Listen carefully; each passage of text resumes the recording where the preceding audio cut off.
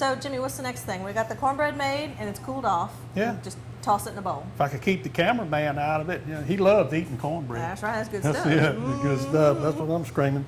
Okay, we're going to do a little shrimp dressing, and on another segment here, we're going to do the oyster dressing. Okay. But you know, you got South Louisiana, it's a thing of seafood. So you got to have the cornbread, of course, and then you got to saturate that cornbread. And some people, they like it a little darker as a dressing. We're going to bake it in the pan. Okay. I've already got the pan with some butter in it, melted in the oven. So we're going to make it a little darker. Hey, I cheat. I'm going to use a little kitchen bouquet. A little bit of water, and I poured some of the kitchen bouquet in there. Then we're going to put a little bit of Worcestershire sauce. Worcestershire sauce. It doesn't take a whole lot.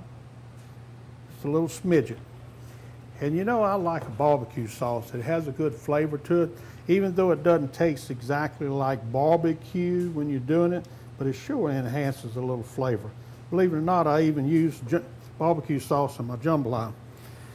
And then I got the seafood boil. I poured some out in this little thing. It doesn't take much, just quarter teaspoons, all I'm putting in there, or should I say a half, is all I'm putting in of that. Then I've got a little swamp dust going in.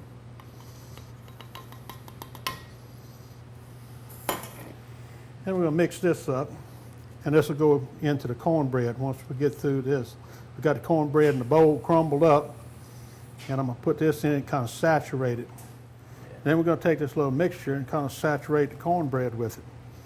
Because the shrimp has got some moisture in it, it doesn't take much extra moisture in order to saturate the cornbread.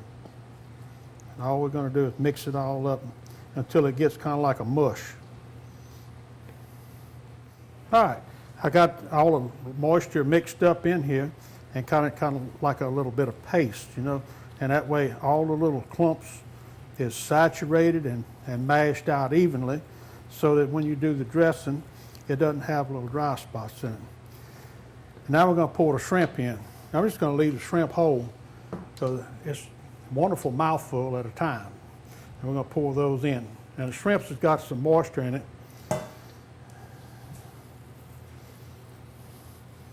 But boy, this thing is going to be good when we get through. Holy moly. You might as well say we're going to have more shrimp than we got dressing. Hey, if you're going to have a shrimp dressing, you need to have shrimp. I'm all about shrimp. I guess if you're doing this in a restaurant, you'd put about 1/4 of that shrimp into it just for the little flavor.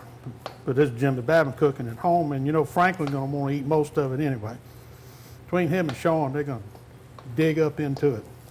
All right, now that we've got that mixed, I've got a pan that I put butter in, melted it in.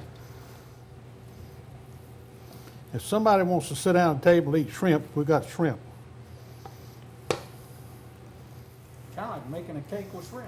Kind of like making a cake with shrimp. There you go. I like that concept. I guess you could call this like they do the stuffed shrimp in a pan. And we're going to pop this thing in the oven. I got a convection oven, so it's going to run a little bit different than it does at your house in a regular house oven. But at 350 degrees, it's going to take me about 30 minutes or so to bake it out. And while that's in the oven, we're going to take a quick break and thank our sponsors. And when we come back, we'll finish up those dressing recipes. Stay tuned.